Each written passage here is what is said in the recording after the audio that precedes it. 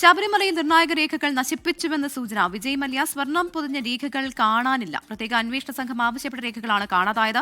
Thiruvithamkoor Devaswom board ഉദ്യോഗസ്ഥർ നടത്തിയ പരിശോധനയിൽ രേഖകൾ കണ്ടെത്താനായില്ല. Pratheesh, good morning. അത് പ്രതീക്ഷിച്ചിരുന്നതാണ്.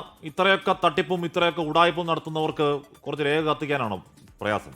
കത്തിച്ചൊന്നും നമ്മൾ പറയുന്നില്ല, പക്ഷേ രേഖകൾ കാണാനില്ല എന്ന കാര്യം SIT സ്ഥിരീകരിക്കുന്നുണ്ടോ?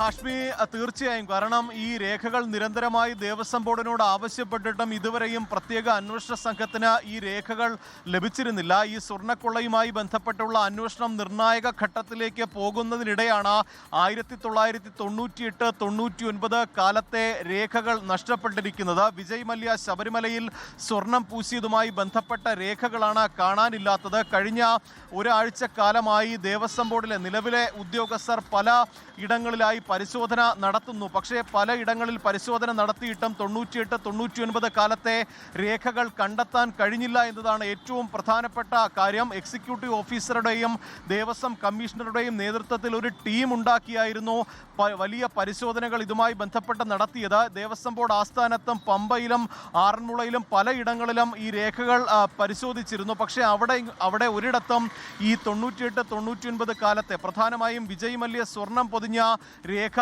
ഈ ഉദ്യോഗസ്ഥർക്ക് കണ്ടെത്താൻ കഴിഞ്ഞിട്ടില്ല. ഇതിൽ വലിയ ദുരൂഹതയുണ്ടെന്ന് നിലവിലെ ദേവസ്വം ബോർഡും സംശയിക്കുന്നുണ്ട്. കാരണം ഏതെങ്കിലും തരത്തിൽ ഈ രേഖകൾ നശിപ്പിച്ചിട്ടുണ്ടോ എന്നതാണ് പ്രധാനമായും സംശയിക്കുന്നത്. കാരണം ഈ ദേവസ്വം ബോർഡിൽ തന്നെ ഉന്നത ഉദ്യോഗസ്ഥർ നിലവിൽ സ്വർണ്ണക്കൊള്ളയുമായി ബന്ധപ്പെട്ട പ്രതിപട്ടികയിലാണ്. അവരിലേക്ക് അന്വേഷണം നീളുമെന്നുള്ള ഒരു കാര്യം അവർ തന്നെ നേരത്തെ ഒരു കരുതിക്കൊണ്ട് തന്നെ ആ രേഖകൾ നശിപ്പിച്ചിരിക്കാം എന്നുള്ള ഒരു നിഗമനത്തിലേക്ക് കൂടി ഇപ്പോൾ അന്വേഷണ സംഘം എത്തുന്നുണ്ട്. ഉദ്യോഗസ്ഥരുടെ നിരന്തരം ഈ ആവശ്യപ്പെട്ടിട്ടും രേഖകൾ നൽകാത്തതോടെയാണ് ഇക്കാര്യത്തിൽ കൂടുതൽ വിവരങ്ങൾ ഇപ്പോൾ പുറത്തു വരുന്നത്. എന്തായാലും ഇതുമായി ബന്ധപ്പെട്ട നിർണായകമായ രേഖകൾ കാണാനില്ല എന്നതാണ് നമുക്ക് മനസ്സിലാക്കാൻ കഴിയുന്നത്. 98-99 കാലത്ത് സ്വർണം പൊതിഞ്ഞത് മരാമത്ത് വകുപ്പിന്റെ നേതൃത്വത്തിലായിരുന്നു. അന്ന് ഈ മരാമത്ത് വകുപ്പിലെ എഞ്ചിനീയർമാർ ഉൾപ്പെടെ ഇതിന്റെ ഭാഗമായിരുന്നു. പക്ഷേ അതിൽ ചില ആളുകളൊക്കെ തന്നെ ഇപ്പോൾ മരണപ്പെട്ടു എന്നുള്ള വിശദീകരണമാണ് ദേവസ്വം ബോർഡ് നൽകുന്നത്. പക്ഷേ അതുമായി ബന്ധപ്പെട്ടുള്ള രേഖകൾ കാണേണ്ടതാണ്. കാരണം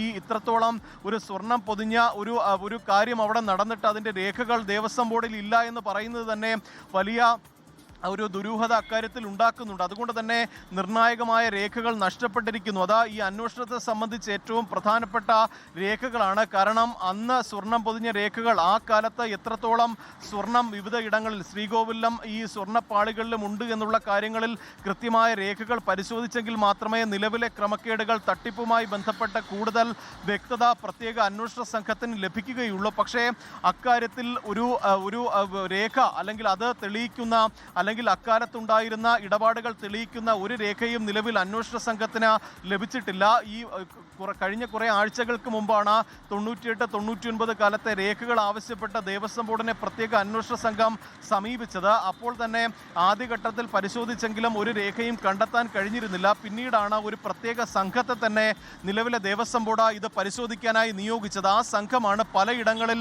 ഈ സംഘങ്ങളായി തിരിഞ്ഞ് പരിശോധന നടത്തിയത്. പക്ഷേ ആ പരിശോധനയിൽ ഒന്നും തന്നെ 98-99 കാലത്ത് സ്വർണം പൊതിഞ്ഞ രേഖകൾ കണ്ടെത്താനായില്ല.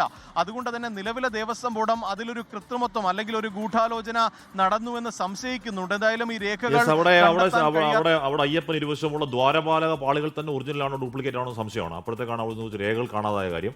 എന്തായാലും നമ്മൾ ഇത് അപ്രതീക്ഷിതമല്ല. അവിടുന്ന് ഈ രേഖ മാത്രമല്ല ഏതൊക്കെ രേഖകൾ കാണാതായിട്ടുണ്ട്, ഏതൊക്കെ രേഖകൾ പൂഴ്ത്തിയിട്ടുണ്ട് ആലോചിച്ച് നോക്കണം. അയ്യപ്പൻ്റെ സ്വർണ്ണം അടിച്ചുകൊണ്ട് പോവുക, അത് വിൽക്കുക, അത് വിറ്റ് അതിൽ കാണിക്കാവുന്ന വൃത്തിയോട് മര്യാദയോട് മുഴുവൻ കാണിക്കുക, അതിനുശേഷം അത് മറച്ചു വെക്കാൻ അവിടുത്തെ രേഖകളൊക്കെ പൂഴ്ത്തി വെക്കുക, അല്ലെങ്കിൽ ഭീകരമായ മാത്രമല്ല ബാബു മാത്രമല്ല പല ആൾക്കാരുണ്ട്. അല്ലാതെ ഒരു പോറ്റിയോ ബാബുവോ വിചാരിച്ച ചെയ്യാൻ കഴിയുന്ന കാര്യമൊന്നുമല്ല. അവിടുത്തെ ഫയലൊക്കെ എടുത്ത് പുറത്തു വരട്ടെ, കോടതിയിലേക്ക് എത്തുമല്ലോ. ലോകത്തെവിടെയായാലും ഏത് സമയത്തും 24 വാർത്തകളും ഓഗ്മെന്റഡ് റിയാലിറ്റി പാക്കേജുകളും എക്സ്പ്ലെയിനറുകളും വിശദമായി കാണാൻ ഞങ്ങളുടെ യൂട്യൂബ് ചാനൽ നിങ്ങൾക്ക് സബ്സ്ക്രൈബ് ചെയ്യാം.